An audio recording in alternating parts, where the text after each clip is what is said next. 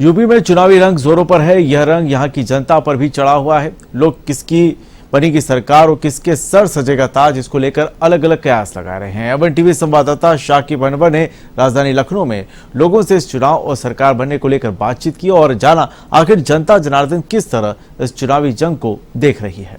सड़कों पे और जानते हैं जनता इस बार किसको चुनने वाली है और किसकी बनेगी सरकार। यहाँ पर कुछ व्यापार से जुड़े लोग यहाँ मौजूद हैं। आइए उनसे जानते हैं कि इस बार किसकी बनाने जा रहे हैं सरकार और क्या क्या मुद्दे रहेंगे इस बार विधानसभा चुनाव में। आइए कुछ लोग यहाँ मौजूद हैं, आइए इनसे जानते हैं। सर, इस बार क्या लगता है किसकी बनेगी सरकार? केवल योगी की सरकार। उत्तर प्रदेश में योगी और केंद्र में मोदी। केंद्र में क्या लगता है सर आपको क्या लग रहा है? जो आप बताएंगे वही लगे।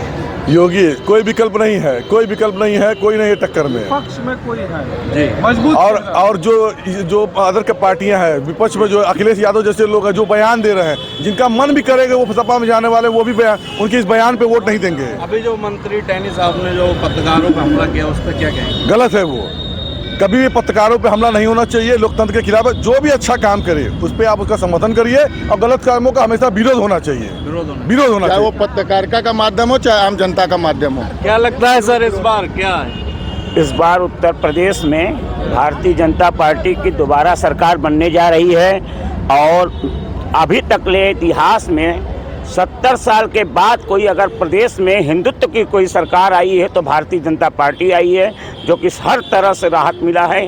व्यापारियों के कुछ मुद्दों को छोड़ के जनता को राहत मिला है, किसानों को राहत मिला है, धार्मिक स्थलों का बढ़ावा मिला है। किसानों को राहत कैसे मिला? अब देखिए, किसान बिल वापस ले लिए, इससे बड़ा क्या उदाहरण है? किसान बिल लागू भी तो खुद किया था। हाँ, तो लागू किया था किसानों को और लाभ के लिए, लेकिन किसान भाई नहीं समझ पाए उस चीज को। तो सरकार पिछले 1 साल में किसानों को क्यों नहीं समझा पाई? नहीं समझा नहीं पाई। कुछ कारणों से उसमें कुछ दलाली बिचौलिए टाइप के लोग लग गए थे जो किसान को गुमराह किए। कुछ अन्य पार्टियों के लोग लग गए थे, इसके वजह से ऐसा हुआ।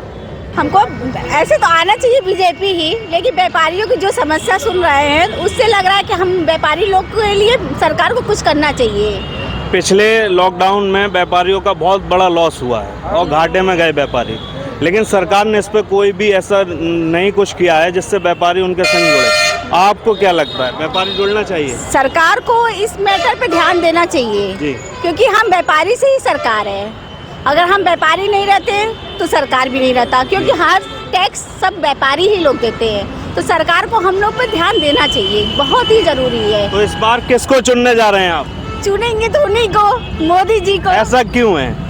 क्योंकि वो काम भी तो अच्छा कर रहे हैं, लेकिन थोड़ा क्या काम किया है? अभी आप कह रहे थे व्यापार को दिक्कत हुई है, लेकिन आप बता रहे काम भी अच्छा दिक्कत हुई है, लेकिन ध्यान देने का मतलब है कि जो ध्यान उनकी और जगह जा रही है उस पे भी जाना चाहिए। जैसे उन्होंने बहुत ज्यादा, अब इस समय हमारे बनारस को तो एकदम परफेक्ट बना दे, स्मार्ट सिटी। वाकई में स्मार्ट सिटी है। हम लोग जी, हम लोग बनारस से आए, 5-6 बसें आई हमारी बनारस की ये विशाल रैली में, उसी के लिए हम लोग आए हैं यहाँ पे व्यापार मंडल से।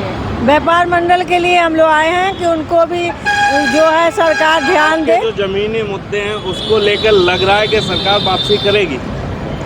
वो तो करना चाहिए, अब उनके ऊपर है। विचार तो यही है कि करना चाहिए उनको, क्योंकि लॉकडाउन में भी सहयोग दिया। हर समय व्यापारी खड़े रहते हैं उनके समर्थन के लिए, हमेशा खड़े रहते हैं। और लोग पीछे हो जाते हैं, लेकिन व्यापारी लोग तो हमेशा खड़े रहते हैं। उनके लिए भी सरकार को भी ध्यान देना चाहिए।